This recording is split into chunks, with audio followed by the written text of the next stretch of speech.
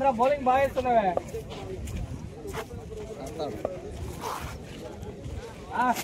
Bowling सामने वच्चिनाव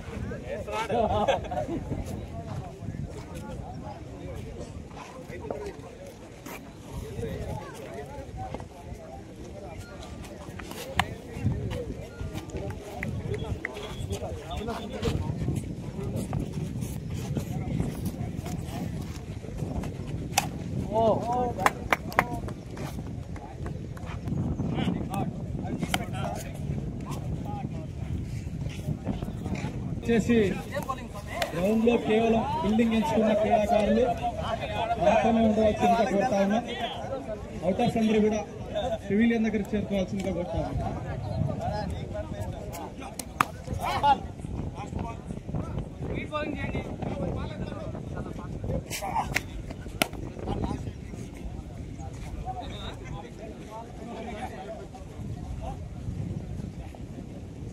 సత్యకుమార్ యాదవ్ గారు శాసనసభ్యునిగా ఎన్నికైన తర్వాత ఈ ధర్మవరం శాసనసభ నియోజకవర్గంను క్రీడాకారులకు నిలయమని తెలిసిన విషయం తెలిసింది.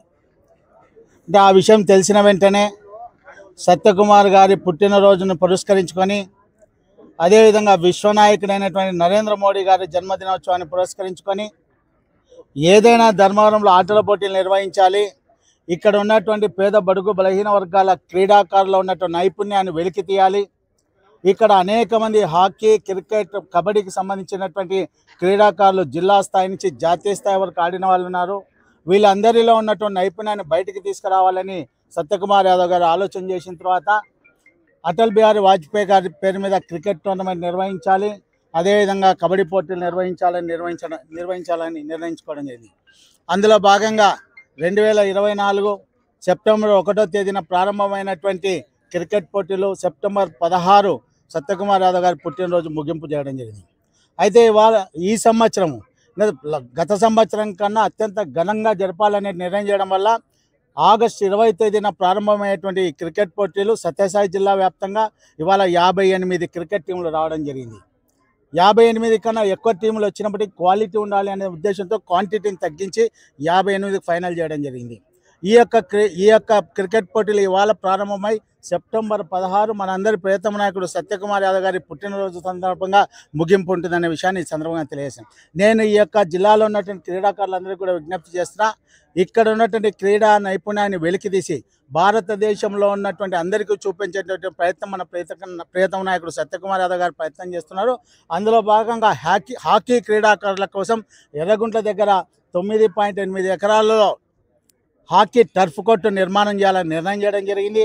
అదేవిధంగా కబడ్డీ పోటీలకు సంబంధించి వాళ్ళకి కావాల్సిన మ్యాట్ను కూడా ఏర్పాటు చేయాలని నిర్ణయం జరిగింది.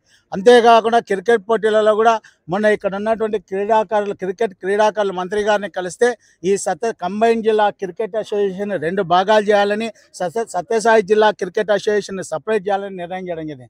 ఎందుకంటే ఇవాళ సత్యసాయి జిల్లాకు సంబంధించినటువంటి క్రీడాకారులు నైపుణ్యం ఉన్నప్పటికీ అనంతపురంలో ఉన్నటువంటి రాజకీయాల వలన నైపుణ్యం ఉన్నటువంటి సత్యసాయి జిల్లా క్రీడాకారులు అక్కడికి వెళ్ళడానికి ఇబ్బందిగా ఉందని మంత్రి గారి దృష్టికి తీసుకొస్తే వెంటనే ఆంధ్రప్రదేశ్ క్రికెట్ అసోసియేషన్ అధ్యక్షుడైనటువంటి విజయవాడ పార్లమెంట్ సభ్యుడు కేశినేని నాని గారితో మాట్లాడి దీంట్లో చొరవ చూపించి వెంటనే ఈ యొక్క అసోసియేషన్ని డివైడ్ చేయాలని వారు మాట్లాడడం జరిగింది.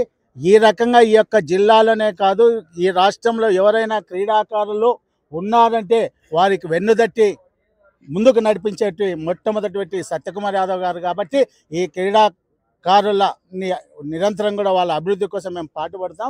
ఎవరైనా క్రీడాకారుల విద్య విషయంలో కూడా ఇప్పటికే మేము ఇక్కడ ఉన్నటువంటి క్రీడాకారులు ఎవరైతే ఉన్నారో వాళ్ళు చదువుకునే దానికి ఇబ్బంది అంటే ఇంటర్మీడియట్లో కావచ్చు, స్కూళ్ళలో కావచ్చు, ఇప్పుడే చాలామంది క్రీడాకారులు సత్యకుమార్ యాదవ్ గారి యొక్క చొరవతో చేర్పించే ఉచిత విద్య అని కూడా వారికి చేయిస్తున్నాం అనే విషయాన్ని ఈ సందర్భంగా తెలియజేస్తూ ఈ క్రీడా పోటీలు విజయవంతం కావాలని ఈ జిల్లాలో ఉన్నటువంటి ప్రజలందరూ కూడా సహకరించాలని నేను విజ్ఞప్తి చేస్తాను.